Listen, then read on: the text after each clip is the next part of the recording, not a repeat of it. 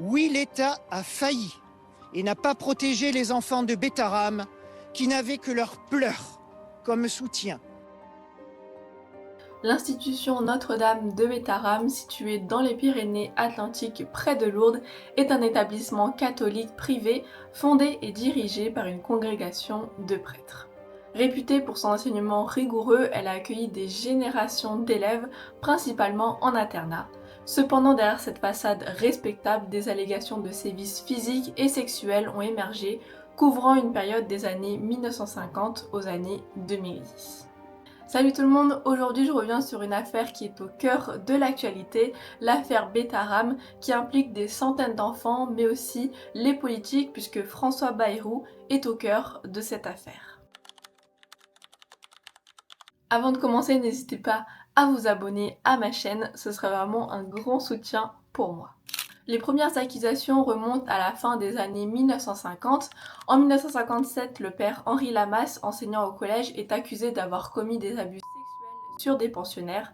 Et malgré des signalements internes, l'affaire est étoffée et le prêtre est muté sans poursuite judiciaire. Ce schéma de silence et de dissimulation va se répéter au fil des décennies. Dans les années 1990, de nouveaux témoignages émergent.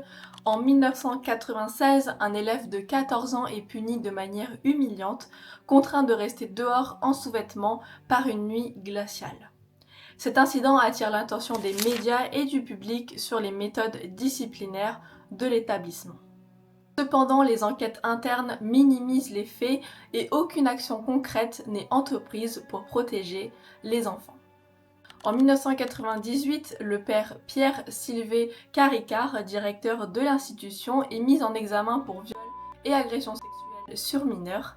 Les accusations portent sur des faits présumés commis entre janvier et mai 1988 sur un élève de 10 ans. Il est écroué à la maison de Pau mais libéré une semaine plus tard et va se réfugier à Rome. Mais quand deux autres victimes se manifestent, il va se jeter d'un pont et il meurt. À cette époque, François Bayrou est une figure politique influente, ayant été ministre de l'Éducation nationale de 1993 à 1997 et président du Conseil général des Pyrénées-Atlantiques. Et de plus, plusieurs de ses enfants sont scolarisés à Notre-Dame de Betaram et son épouse y enseigne le catéchisme. Donc ces liens personnels et professionnels soulèvent des questions sur sa connaissance des faits et son éventuelle intervention dans les procédures judiciaires. Mais tout va basculer en 2024 puisque l'affaire va connaître un regain d'intérêt médiatique. Alain Esquier, lors d'une balade à côté de son ancien établissement Betaram, a pu voir un surveillant qui l'avait agressé, qui travaillait encore aujourd'hui en tant que surveillant de dortoir.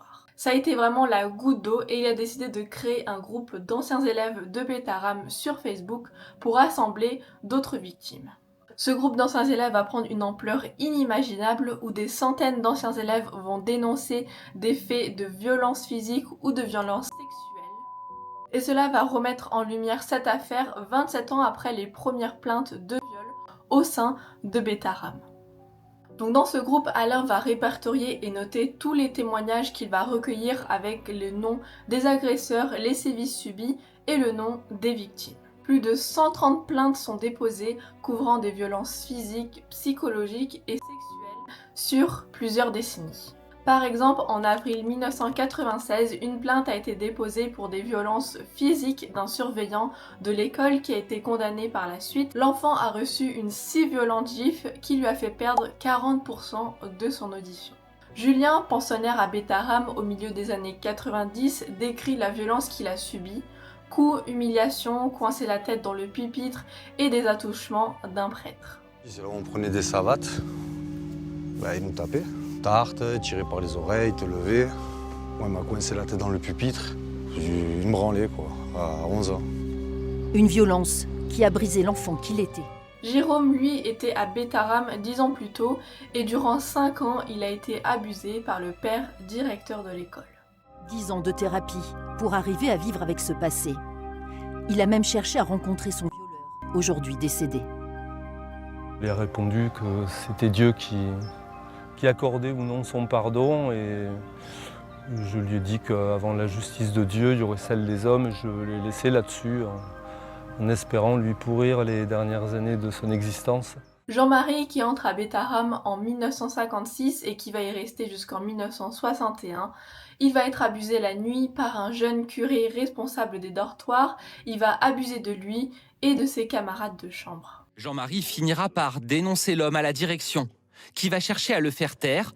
Il sera menacé d'exclusion, interné en hôpital psychiatrique. Sa grand-mère, qui l'élève, finira par subir des pressions à son tour. Arrivent 4 curés et ils disent à ma pauvre grand-mère, si cette affaire a des suites, on vous fera saisir vos biens.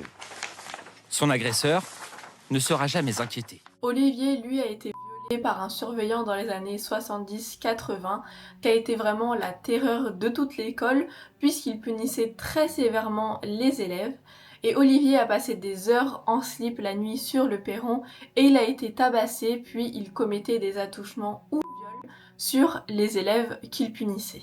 Mais les prêtres et surveillants n'étaient pas les seuls à faire subir des violences aux enfants, puisque les enfants agressaient d'autres enfants, comme André qui a subi des viols et agressions sexuelles de la part de ses camarades plus vieux, et les surveillants le savaient, mais ils ont laissé faire. J'en veux à l'institution Bétharram d'avoir laissé faire les choses. Et à tous les gens qui savaient et qui se sont tus, quoi. Enfin, c'est des couards. Je veux dire, c'est parler quelque chose de difficile, surtout à mon âge. Je veux dire, je suis sur une période d'âge où normalement j'ai des perspectives professionnelles importantes, je me médiatise et ça pourra peut-être me porter préjudice, mais ça je m'en fiche. C'est l'objectif aujourd'hui, c'est d'assumer. Et j'en veux à ces personnes qui m'obligent aujourd'hui à ressortir tout ça. Donc tout cela se savait, mais les pères directeurs notamment étaient très protégés, puisque pratiquement tous les pères directeurs jusqu'aux années 2000 avaient agressé sexuellement des enfants. Des parents avaient porté plainte pour leurs enfants, mais cela se soldait toujours par une clôture de dossier. Et on n'avait pas de preuves pour une raison extrêmement simple. Je pense que si vous recherchez, je crois qu'il y a eu 2 ou 3 plaintes portées par des parents qui se sont toujours soldées par un non-lieu. Et donc je pense que quand les parents avaient compris ce qu'il se passait, ils renonçaient à porter plainte parce qu'ils savaient que ça aurait été des années d'enfer pour leurs enfants. Cela montrait notamment à quel point les pères étaient protégés par la justice. Le personnel était au courant de tout ce qui se passait à Bétharram, mais ils avaient interdiction de parler aux journalistes ou à la justice. Il y avait vraiment une omerta sur ce qui se passait à Bétharram. 2 enfants ont été punis pour des raisons que j'ignore, mais suite à un problème d'internat. Ils ont été punis, ils ont été mis dehors, en slip, par une nuit où il faisait 4 ou 5 degrés. Le lendemain, ils ont réuni tous les profs et là, nous avons eu un sermon nous disant qu'il était hors de question que nous parlions ni à des journalistes, ni à la police, ni à des enquêteurs de quelque ordre que ce soit, parce que ce serait mettre l'école en faillite et que nous perdrions notre emploi. Mais l'affaire va prendre une autre ampleur puisque les liens étroits de François Bayrou avec l'institution Notre-Dame de Bétharram le placent au centre des controverses après un article de Mediapart. Des témoignages suggèrent qu'il aurait été informé des abus dès les années 1990. Par exemple, une enseignante, Françoise Gulingue, affirme avoir alerté M. Bayrou sur les violences commises sans résultat. Je me retrouve dans un couloir, en face de moi arrivait Elisabeth Bayrou et sur ma gauche, il y avait une salle de classe dans laquelle on entendait un adulte hurler sur un enfant. On entendait les coups et on entendait l'enfant qui suppliait qu'on arrête. Je me retourne vers Elisabeth Bayrou et je lui dis « Mais qu'est-ce qu'on peut faire ?» Pour moi, ça voulait dire « À 2, on peut peut-être ouvrir la porte. » Mais elle ne l'a pas compris comme ça. Elle m'a simplement répondu « J'ai oublié les termes exacts, mais ça veut dire que ces enfants-là, il n'y avait rien à en tirer, point barre. » De plus, un ancien gendarme, Alain Houtan, chargé de l'enquête en 1998, déclare que M. Bayrou serait intervenu auprès du procureur général pour influencer le cours de l'enquête. Encore que le prêtre était un ami de la famille Bayrou, une autre victime, Jean-Marie Delbos, a affirmé que l'épouse de François Bayrou a été aux obsèques du religieux dans les années 1998 qui s'était suicidé, je vous le rappelle. Interrogé à ce sujet, François Bayrou nie fermement ces allégations. Lors d'une séance à l'Assemblée nationale le 18 février 2025, il déclare n'être jamais intervenu dans cette affaire, ni de près ni de loin. Est-ce que je suis jamais intervenu dans cette affaire comme dans d'autres affaires judiciaires? La réponse est non, jamais. Ni de près, ni de loin. Il affirme également que s'il avait été informé de tels actes, il aurait immédiatement pris des mesures pour les faire cesser. Quant au prêtre mis en examen pour viol, je ne connaissais pas le père Carica, si ce n'était peut-être de vue. Jamais je n'étais au courant de cette histoire à ce moment-là, a-t-il répondu. Et François Bayrou a déposé une plainte pour diffamation, sans préciser qui il visait vraiment. Le 1er février 2024, le procureur de Pau ouvre une enquête préliminaire après l'avalanche de plaintes déposées. Le 15 février, François Bayrou a entendu le collectif de victimes et a promis des moyens accrus à la justice pour aller au bout des investigations. Samedi 21 février, un homme a déposé plainte contre Bayrou pour non-dénonciation des crimes et délits car il dit avoir été témoin de violences physiques alors qu'il était en étude avec la fille de Bayrou et que celle-ci aurait forcément rapporté les faits à son père. Sur le plan judiciaire, 3 hommes sont placés en garde à vue en février 2025, soupçonnés de viol aggravé, agression sexuelle aggravée et ou violence aggravée commis au sein de l'institution entre 1957 et 2004. Mais 2 des 3 hommes ont été libérés car les faits sont maintenant prescrits alors que 75 plaintes pour viol ont été déposées contre eux. Et pour ce qui est du seul homme encore en garde à vue, le vendredi 21 février a été ouverte une information judiciaire des chefs de viol par personne ayant autorité entre 1991 et 1994 et agression sexuelle sur mineur de 15 ans. Il a admis avoir porté des coups mais dénie toute forme de violence sexuelle. Face à l'ampleur du scandale, la société civile se mobilise, les associations de victimes se constituent pour accompagner les plaignants dans leurs démarches judiciaires et médiatiques. Elles réclament justice et la mise en place de mesures pour prévenir de tels abus à l'avenir.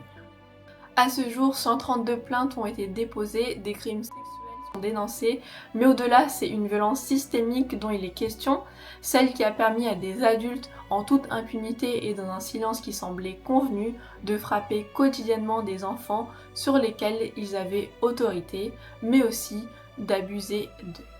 Le 17 mars 2025 aura lieu une inspection des lieux puisque l'institution abrite encore aujourd'hui un collège et un lycée avec internat et la plupart des agresseurs visés par les plaintes ne sont plus en poste et la direction assure que ce sinistre passé est loin derrière. Donc voilà, j'espère vous avoir éclairé sur l'affaire qui fait polémique en ce moment. N'hésitez pas à liker et à commenter si cette vidéo vous a plu et surtout n'hésitez pas à vous abonner, ça me ferait très plaisir. Je vous dis à bientôt, salut!